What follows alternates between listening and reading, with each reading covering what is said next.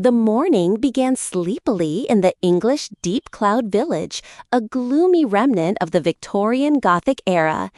The village was constantly covered in mist and obscurity, and dark gargoyles stared down at passers-by from the roof of every house. Toivo lived with his roommate, Merchant, on a medieval cobblestone street.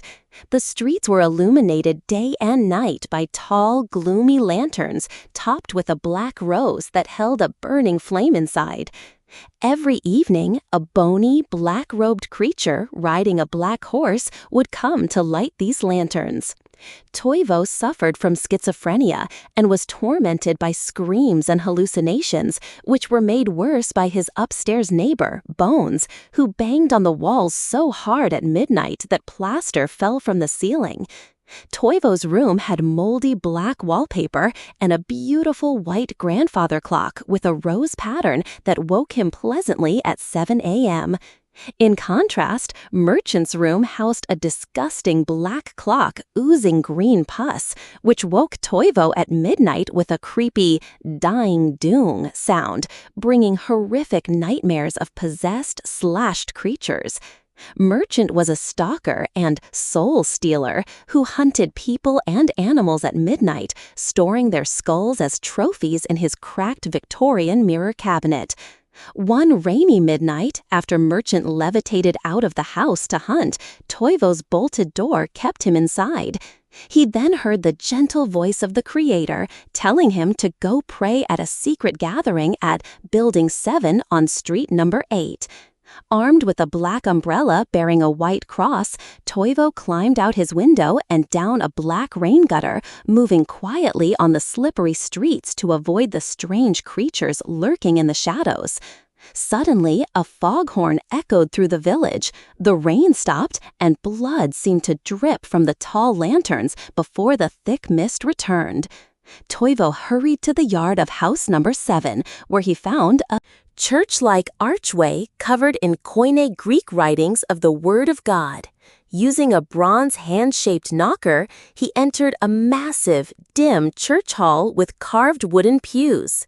Blue candles illuminated beautiful stained glass windows, including one depicting Samson tearing a lion apart, and at the front stood a huge wooden cross with an altar decorated with black roses and burning white candles.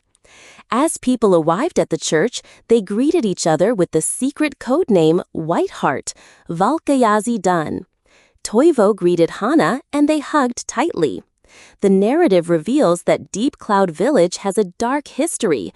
Villagers used to burn people at the stake, leaving them tied up on the streets like barbecue torches. A witch on the peak of Fog Mountain had once cursed the village using bones, summoning a lightning-filled black cloud of grotesque faces that permanently shrouded the town in darkness and mist. Only the Whitehearts of Temple number 7 kept the flame of hope alive, acting as a torch in the pitch-black village. Back in the temple, Toivo looked into Hana's eyes, held her hands, and looked at her gold ring with a white pearl. Together, they reminisced about their beautiful wedding day aboard a majestic ship, where Hana wore a sparkling wedding dress under an arch of multicolored roses. 31.3 Close 1758, Topi Halto. Here is the translation of the second part of the story, focusing on the magical pearls and the portals they open, based on your sources. I was startled and saw Hana's face again. We kissed for a moment near the altar, while the candlelight cast flickering shadows over us. Suddenly, there was a bright flash like lightning, and I found myself sitting back in my room in a patterned, creaking rocking chair. In front of me was a low, brown Victorian table, and on the table were 7 candles, with a white pearl resting under each one. I knew that if I touched a pearl, it would take me to a different time period. Ha, ha, ha, tum-tum-toom. Merchant interrupted me from his own room. Quiet in there, I'm trying to have a lucid dream. Cree. Merchant shouted. On Merchant's low, snake-patterned Victorian table burned black candles, 6 of them in a row, and under each candle was a black pearl. Ha, ha, Merchant shouted, grabbing the first pearl. As if in a vision, Merchant was transported to a dark temple located on the peak of Fog Mountain. Ha! Echoed Merchant's shout in the dark vault, where mummy-like figures hung from the ceiling on chains.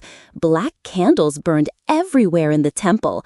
I have souls to sell to you, witch, he announced.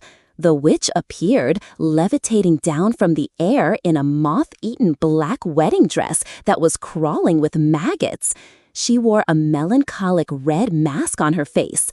Merchant opened his sack and laughed, and the spirits that were trapped inside the sack were sucked directly into the witch's mask like a mist. Within that mist, there was screaming and cries of terror. Meanwhile, Toivo looked at the white pearls on his table.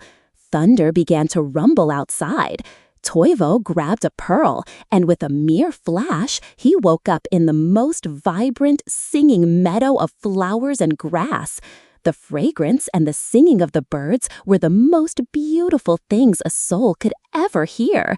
A green oak forest surrounded the multicolored meadow where he lay. Up in the sky, golden chariots pulled by white horses flew among the clouds, and the scent of the place was like the deep fragrance of a rose.